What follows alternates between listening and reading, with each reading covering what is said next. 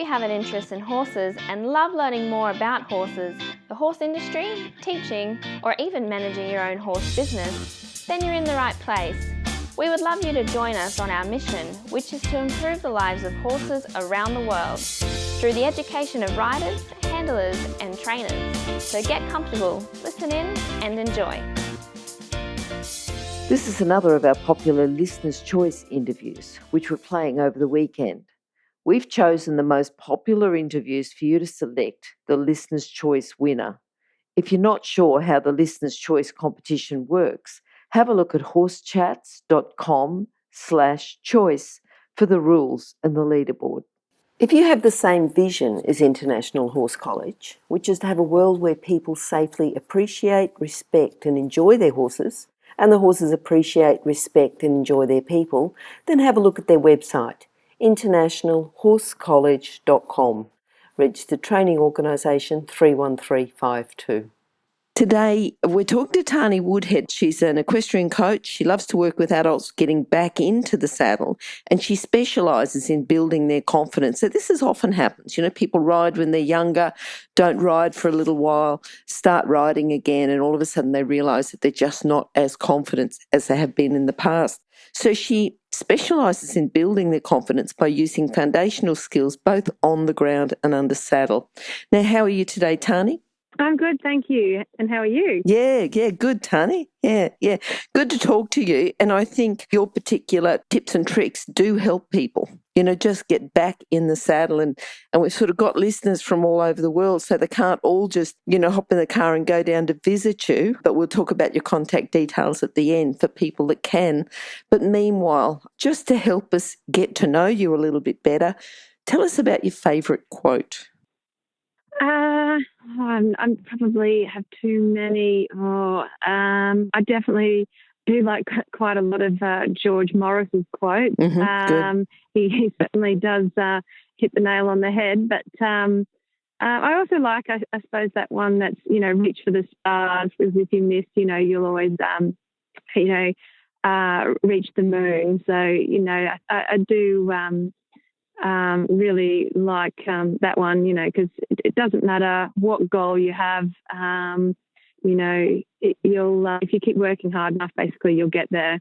Yeah, I think that reach for the stars itself, it sounds like the sort of coach you want to go to build your confidence. So that sort of gets us going straight away. Now, Tarni, earlier on with horses, I want you to think back and think about a memory that you had or a lesson that you've learned from horses when you were young. Have you got something there that you can sort of look back and say that was really a learning experience? A learning experience? There's so many. I think every single horse that you work with teaches you something. So, working with a range of horses, I've had that many. I'm lucky, I think, because I have had, so many different horses that have been completely different, and then had the opportunity to work with other horses as well. That has taught me, so much about, I suppose, how horses communicate and how, different things work for different horses and different things work for different riders. So certainly being, I guess, the way I started was my family aren't horsey at all. So it was quite a unique, I suppose, way of starting where I happened to just walk into a pony club one day and always wanted horses my whole life. And I was very fortunate that I had met some lovely people at the pony club, and they allowed me to they were very experienced too. So, I was allowed to lease a horse, and they guided me and then, helped me right from the word go. And I always had very correct kind of initial training and help, so that having a really good support, supporting people around you really helps with your whole journey, I guess. Yeah. Yeah. And I think you are one of the lucky ones, that had the right support around you, because sometimes I talk to people and they tell me some of their stories early and, you shake your head and go, wow, how did you live through that? How did you not have an accident? How did you not lose your confidence? But somehow they've managed through it. And just going back to the communication, think about a specific time about communicating with a horse. When did you first realise that horses really can communicate with people? And probably, even back to my early days with, I had another horse. It's probably my third horse I had, but he was actually, I was leasing him. Had another, fantastic opportunity to lease an event horse, and he was quite difficult in a way. Very, very calm, but quite difficult to get forward. And, that taught me a lot as to why he didn't want to go forward, or, all those sort of things that with an open mind, you learn to work out, why they do things like that and have a better understanding. And that's when you can then address issues and, not think they're doing things for, the wrong reasons. There's always a reason, yeah. Yeah, I think that why is very important. It's not just because they're being manipulative, or it's not just because they think this is going to lead to something down the track. It's understanding why they're doing what they're doing. And I think once you understand that why, then you can really do something about it. Yeah.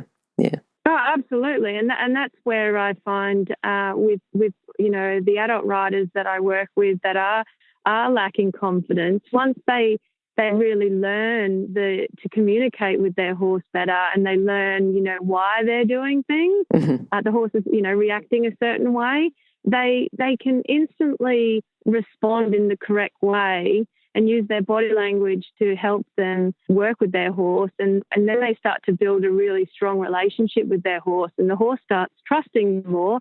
They start trusting their horse more, and it just stems on there. Yeah. What got you started with teaching the adult riders that you do, and what got you started with the helping people with confidence? Because sometimes I think you almost stumble across something as a bit of a fluke, and then word of mouth, people that need confidence start going to you, and you build up a reputation and you can specialise. Is that the way it started with you, or did you lack confidence at some stage, or what happened there? No, nothing like that. I think I've been very lucky. I suppose I'm a very supportive person, and I've been very lucky that by starting with teaching, when I was a lot younger, and I've been coaching now for over 20 years, so you just get better at it and better at it, and you keep improving all the time. And I've just, by word of mouth, I guess, but also now probably for the last, maybe it's been now 8 or 9 years, I've actually now almost created a team environment, which I really think that team support goes a long way with a lot of riders.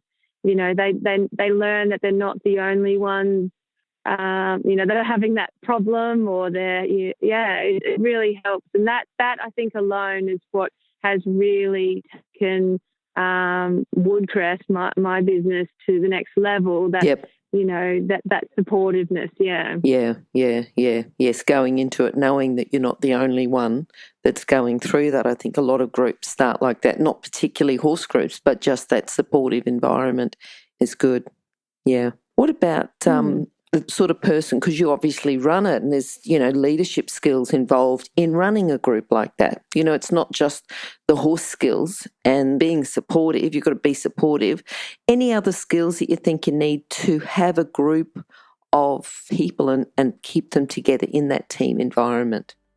I think there is a confidence side. I mean, I certainly think you do need to be confident. The other thing, though, I'm outgoing, but I'm not like a person that could easily, stand in front of a crowd and, I'm definitely would avoid that by any means.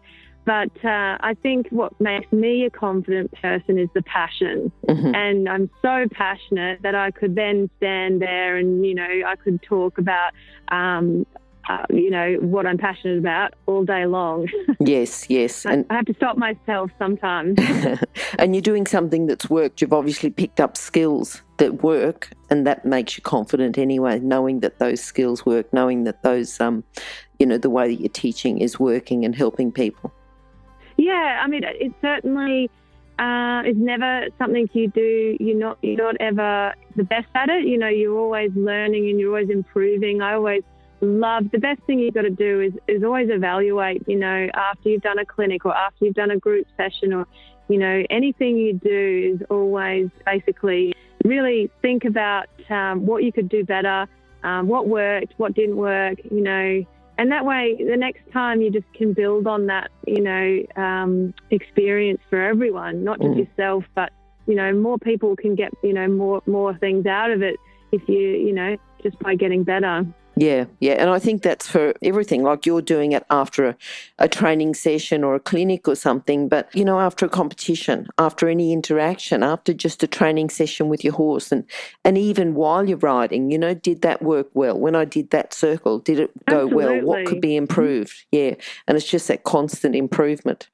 Yeah, absolutely. I love to every year with all my students, I have a goal setting form and we do a goal setting session, and even just to write down, obviously plans change throughout the year with horses, we all know that. Yep. But it's nice to get an idea of then what we're going to be working towards and start to plan on breaking down those goals, and then it's a great sort of opportunity to learn also what people are really wanting to do without me influencing them. I think sometimes people can surprise themselves setting goals like that. I can remember having a session with some of my students one time and we were setting some goals, and there was one particular person who wasn't very confident with their own ability and set some goals 3 months out or 6 months out or whatever. And, in 3 months' time, we came along, revisited the goals, and we just said, but you've achieved every single one of those goals. And she actually started to shake because she didn't realise that, she sort of just came along with it because she wanted to set the goals because everyone else was doing it. But, she started to shake when she realised that she really could start to achieve something just by doing little bits all the time. Yeah. Yeah, and it's so rewarding, isn't it? It's fantastic. Definitely. Rewarding for her, rewarding for me as a coach, but I'm sure rewarding for a horse as well. That's fantastic. Now, with these people that come in, just as a general thing, if you go into a clinic, into a group, what's a common problem that a non-confident rider would have? What sort of things would have caused the non-confidence? What sort of things, what sort of signs do they show? Do they call you up and say, I've lacked confidence, I need you to help me? Or do they just come for a lesson and you could see by whatever they're doing that they lack confidence? It's normally an anxiety issue, and that's, stemmed from something the horse may be doing, or it could be coming from like a personal issue as well. But, generally, the horse is responding in a way that they're not understanding why, and they're thinking it's a negative response, and their instant reaction is to back off, to run away. Then it starts to go pear-shaped because the horse is obviously either feeling or seeing that response, and then that's when a horse starts to get worse. So it tends to be definitely something that has initially been can be something really minor, but as we all know, like a horse can they just don't understand when someone, a rider or if you're on the ground, starts to panic and almost go into your shell and think backwards, or I'm out of here. A horse gets very worried when you start to get worried. Yep. So first of all, I guess I like to basically start from then the ground and work with the horse and the rider's relationship, and get them to understand what your horse is doing, what even the technicalities behind your horse may be stronger or weaker on one side, and showing them the whole mechanical side of what your horse is actually doing, and then have them understand fully before they even get on how to work with their horse, and get that relationship back on track, before they even think about getting on. They get the respect from the ground. I want them to be a leader for their horse, that their horse looks to them for confidence. Yep. And then, we really work on a lot of tools that I do on the ground, and work on getting better reactions and reaction times, not using more aids. We want less aids and bigger reactions, but less aid in a way. Okay. So you've talked about tools and exercise. We've got just getting the horse to respond quicker. What's some of the exercises that you ask them to do? What's an early exercise or a couple of early exercises that you say, do this first. When your horse does this, then we can move on to the next step? The one thing I like to start with is showing the rider from the ground. Yep. What a real reaction is, and what a half-hearted reaction is. So the best thing you can do, and anyone can do it, even by just listening to me, but they can try it at home right now. That when you ask your horse to back up off the ground, yep. Does your horse just step back, or does it really jump away? Do you have to keep asking for every step, or can you just walk towards your horse and it keep walking away? That's the biggest thing is you want your horse to, if you're leading it and you basically you stop beside your horse, you want it to stop next to you without you even asking with the lead rope. Yep. You want it to just stand next to you when you stand there. And when you walk on, it walks with you. You don't have to pull them. You don't have to push them. You don't have to do anything. It's all body language. And then when you walk around the front of the horse, and if you walk then towards them, say towards their space, you want them to back away. Again, without whips, I'm a big believer of less is better. Yes. And so I definitely want horses to be, working with you, and being a partnership. So, and it's just a matter of, getting that reaction first. And we want, obviously, a horse that's can be, sometimes quite dull, and on the some can be very almost too bomb-proof sometimes. Yeah. And then they are probably the more difficult ones to get a reaction out of, but still easy. It's just learning how to make your body language quite big. And again, you don't need whips, you don't need anything. You learn to basically able to do that to get the response. And then you start getting that those leadership skills start to fall into place. Yep. No, that's good. That's good. Now, that's on the ground. Do you sort of carry that through when you're doing exercises under the saddle? Or for someone who does suffer from anxiety, who does worry about getting on, they might be fine. You might be at a stage where you're happy with the work they're doing on the ground. So once they get in the saddle, what are some of the earlier exercises that you ask them to do? I really like working, with riders that are, some of them are terrified. So, when they get that confidence on the ground, and then we get back on, it's very important. And I'm quite good at reading people, so I can really see, a rider that needs, to do, maybe less. Or, I'm not going to say to say one of my riders that are terrified that, just go large, around the arena. Yep. That's not going to happen. So I generally try and keep them going small circles and lots of changes of direction and work on the horse's connection.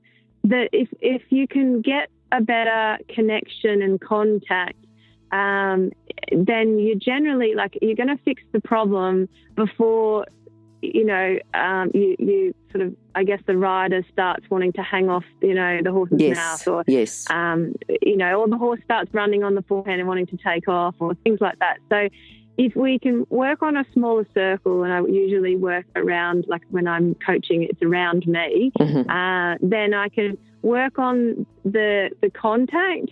And once we've got the contact, the horse is really following the contact and the rider's able to let go, then that is the key. Because once the rider can let go, the horse is more relaxed. So then the rider's more relaxed, and then we can go from there. So that once you get that, it's great. It's the best start, because then both horses happy, riders then confident. Well, not confident, but you know what I mean. It's getting better, feeling safe. That's the key, is that they feel safe. And when you can, when a horse is lovely into the contact, then anyone feels so much safer. If they're against the hand or running through the hand or sucking back and you've got no contact, we all know that can feel horrible if you're really anxious. But if the horse is lovely seeking the contact and that lovely contact feeling, then it's a lovely feeling, and it gives you confidence. Yes, I can see that, just the smaller areas with the beginners, the horse is not getting away from them. And the turning also too, it means that they're changing their aids all the time instead of just getting a bit stuck on their aids. Yeah, so you might be turning right, and turning left. Yeah. Yeah, that's right. And the biggest thing is when a rider is not confident, is that they're not using their legs. Yes. They're not riding forward. Yes. And that's when the horse instantly feeling that panic. Yep. And we all know horses feel everything. They sense everything. So, they know we're feeling a bit negative before we even do. Once that they feel that they can let go with their hands, instantly the horse actually relaxes and they actually feel lazy. So then the rider can put their leg on and start riding forward. So then it ends up, you sort of get on the right track, and then it all basically unfolds. You don't have that, when a horse gets tense and then you pull back and then it starts running even more, and then it's like a domino effect. And before you know it, the rider's terrified again. Yes. Yeah. Yes. No, I think that's a good exercise for people to do at home, to if you're not sure, you're not happy going out in the big arena or going out in a trail ride or whatever, start to do your small circles, changing direction, keep your horse going forward, same rhythm and tempo, but just keep them going forward. And what do you do? Start at the walk and then go to trot? Yeah. Start in walk and just keep turning and try and just use one rein. Focus on that, following that rein, that you want the horse to really follow the rein, and then you change direction and you follow the other rein, and you until the horse is really following it, and almost down towards the ground in a way that, and then you can start trotting and doing thing. If the horse starts getting quicker, change direction. Or if the horse, to run again, you spot, you obviously you feel the horse start to slow down when you unbalance them a little bit. So you can use that change of direction, or you can use the smaller circles and things like that. If you're an equestrian coach or a horse riding instructor, or even if you aspire to be one, have a look at the free video series for horse riding instructors on the Horse Chats website. Go there now, have a look, horsechats.com. Now, for you as a coach, and this is more like a business challenge, I suppose, for someone who says, yes, I've taught a little bit like that, I'd like to do more, what's been your biggest challenge in getting your group together? Getting a group where they are together and supporting each other. I'm just thinking about as a coach for someone who is teaching a rider who's not very confident, but also too for a rider that's not confident that would like to join a group of other riders that can support them? What do you think is the best thing for them to do, or what do you think is the best thing for the coach to do to start to get them together? If you're starting from scratch, I think so many people are always looking, I suppose, for that type of thing. So, just advertising something and maybe you just start with even doing, free days, where you might even just do off horse. Like I've done for my team, I do a lot of, I give a lot of my time. I have, even a private group on social media that that I pretty much I'm always available to answer questions and all of that anytime pretty much. But I think one of the best things is, organising a fun day somewhere where you get everyone to. We did one day an off horse sort of clinic where we all brought pool noodles, Okay. Everyone had to basically make their pool noodle into a horse and decorate it, and just for fun, Yep, and then we did an off horse day where everyone just was able to have a fun no stress day, getting together and socializing I didn't like a lot of days. I can't remember if I charged anything for that particular one, but I don't charge much. It might have been $10 or $20, but that's just a way of starting, and then can just be good fun and relaxing for everyone.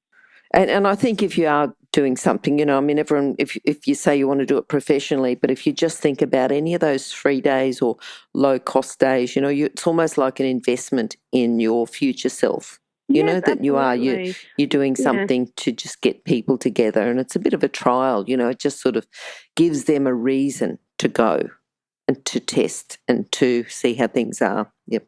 Yeah, exactly, and they get to know you, and they get to know as well, like what you're all about, and not. I mean, I'm certainly not the coach for everyone, because I and like anyone else, there's people, there's coaches for certain people, and then